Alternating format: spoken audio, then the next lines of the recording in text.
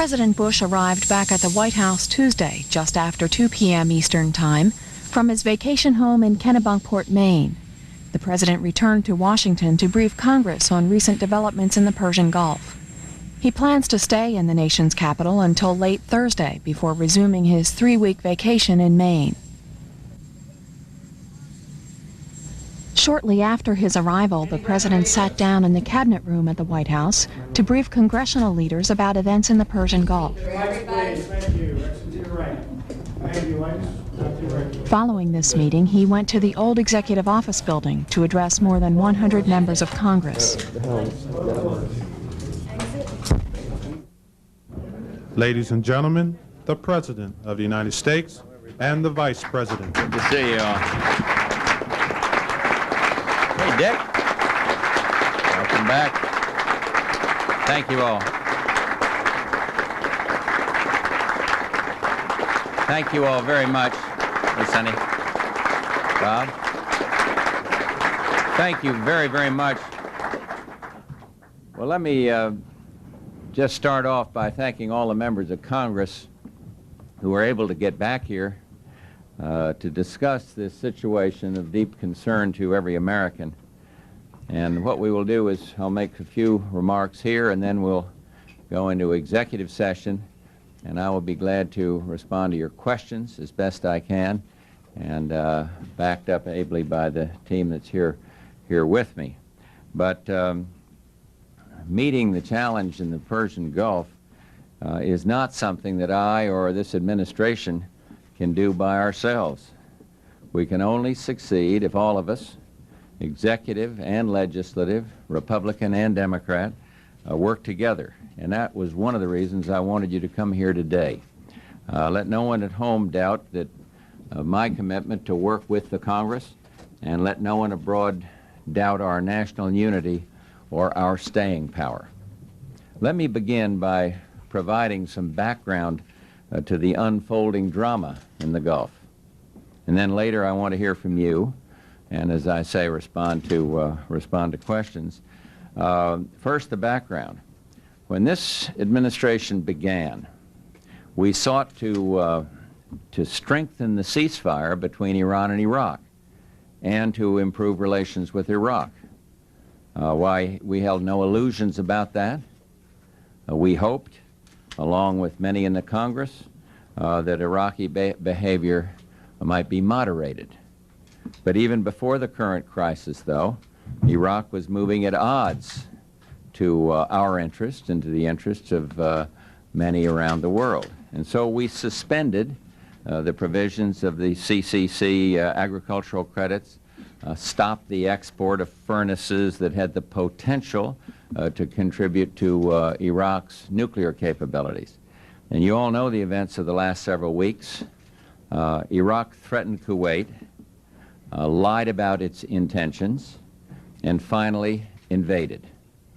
And in 3 days, Iraq had 120,000 troops and 850 tanks in Kuwait, moving south toward the Saudi border. And it was this clear and rapidly escalating threat that led King Fahd of Saudi Arabia to ask for our assistance. And we knew that an Iraq that had the most powerful military machine in the Gulf and controlled 20% of the world's proven reserves of oil would pose a threat to the Persian Gulf, to the Middle East, and into to the entire world.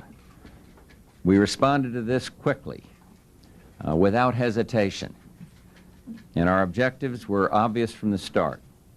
The immediate, complete, and unconditional withdrawal of all Iraqi forces from Kuwait, the restoration of Kuwait's legitimate government, security and stability of Saudi Arabia and the Persian Gulf, and the protection of American citizens abroad. Our actions to achieve these objectives have been equally clear. Within hours of the assault, the United States moved to freeze Iraq's assets in this country and to protect those of Kuwait. I asked Dick Cheney, Secretary Cheney, to go to Saudi Arabia, Egypt, and Morocco to arrange for military cooperation between us and key Arab states, and asked Jim Baker, Secretary Baker, to go to Turkey and to Brussels to rally the support of our NATO allies. Both of these missions were extraordinarily successful. The world response to Iraq was a near unanimous chorus of condemnation. And with great speed, the United Nations Security Council passed 5 resolutions. These resolutions condemned Iraq's invasion of Kuwait, demanded Iraq's immediate and unconditional withdrawal, and rejected Iraq's annexation of Kuwait. The UN has also mandated sanctions against Iraq, those Chapter 7 sanctions, and endorsed all measures that may be necessary to enforce these sanctions.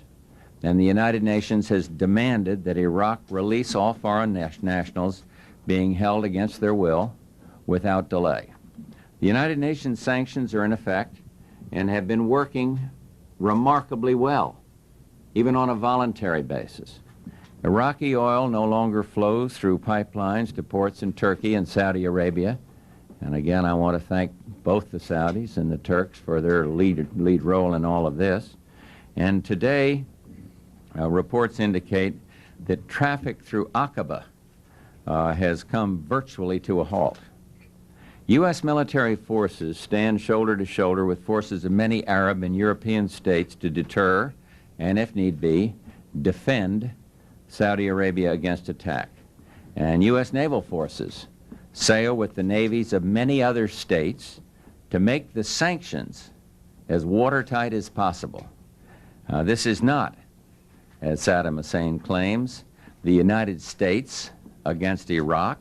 It is truly Iraq against a majority in the Arab world, Iraq against the rest of the world. And so the basic elements of our strategy are now in place. And where do we want to go? Well, our intention, and indeed the intention of almost every country in the world, is to persuade Iraq to withdraw, that it cannot benefit from this illegal occupation, that it will pay a stiff price by trying to hold on, and an even stiffer price by widening the conflict. And of course, we seek to achieve these goals without further violence. The United States supports the UN Secretary General and other leaders working to promote a peaceful resolution of this crisis on the basis of Security Council Resolution 660. I also remain deeply concerned about the American and other foreign nationals held hostage by Iraq. As I've said before, when it comes to the safety and well-being of American citizens held against their will,